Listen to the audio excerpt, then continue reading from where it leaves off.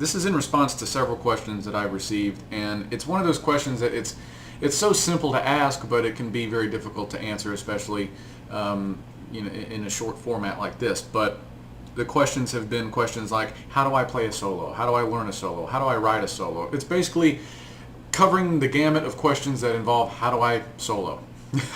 And so, okay, I'm going to try my best here to kind of lay out some just some basics, and we might get into some more slightly more advanced stuff. But for now, let's try to get those of you who are interested in this sort of thing ready to play solos. A lot of people think being a lead guitar player, that's what you do is solo. I'm here to tell you that's not the case most of the time. But when it comes your time, those 4, 8, 12, 16 bars, however many you get in your typical song. I don't know what your band situation is or anything, but you know, whatever types of songs you play, you know, you've got anywhere between 4 and 16 measures usually where you're gonna have your time to shine on the guitar. So what do you do? How do you write or learn a solo effectively and sound good doing it? So to just as kind of a disclaimer, this is what has worked for me. There is no one right way to play a solo or to learn how to solo. You know, you can find countless videos out there with all kinds of tips. So I'm just going to throw out my suggestions, and you can do with them what you will. The first thing that I would say to you, 2 prerequisites. One, learn every note on the neck cold. Be able I've said this many times before, but know what each fret on each string, what note it produces. How you go about doing that is really up to you, but what I would say to do is the number 2 thing, which is learn all your scales. Start with the major scale in C, and you can learn all of the natural notes. There are 7 natural notes and then 5 sharps and flats. If you learn the 7 natural notes, you just fill in the blanks where the sharps and flats are. So start with learning C major all over the neck. That's why you see a lot of books start out with learning C major. And then from there, learn the major scale in all 12 keys. Might sound like a tall order, but it's just a matter of finding the pattern on the neck for the scale, and then you just move it up or down that same pattern, just depending on what scale you're in. Lots of different ways that you can go about doing that on your own, so I'm not going to spend a whole lot of time on that. But get those 2 things out of the way. You know, learning the modes, you don't really have to know the modes all that well to start soloing, although later on it's definitely going to be something you want to get into. But for now, just work on those 2 things. Get to know all of the notes on the neck by learning your scales. It seems like a tall order, but that's what you got to do.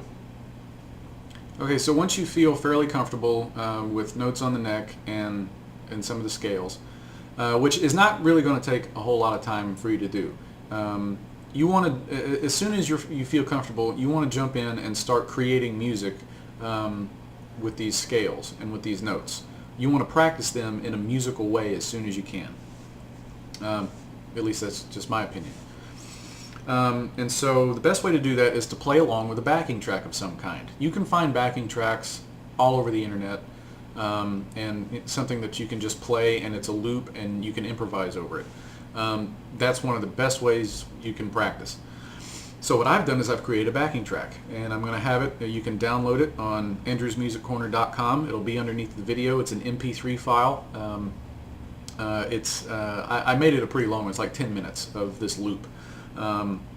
So play through it, and to start with, to start your soloing adventures, pick the chord tones, focus on those, and try to create something melodic out of it.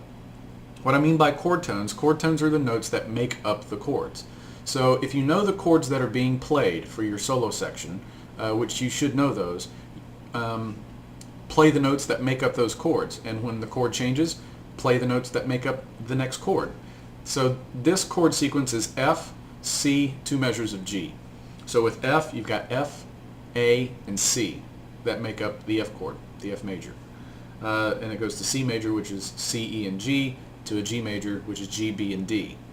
You focus on those notes, just those notes, and learn where they are all over the place for each chord, and try to create some kind of a melody with just the chord tones. That's a nice, simple, easy, and musical way to learn the notes on the neck, to learn the notes of this particular scale, which we're playing in C, and it's a really great way to improvise without being overwhelmed by all of these notes along the fretboard. So I'm going to play through a backing track, and I might stray from time to time with some of the notes, but for the most part I'm going to stick to just the chord tones and create some kind of a improvised melody out of it.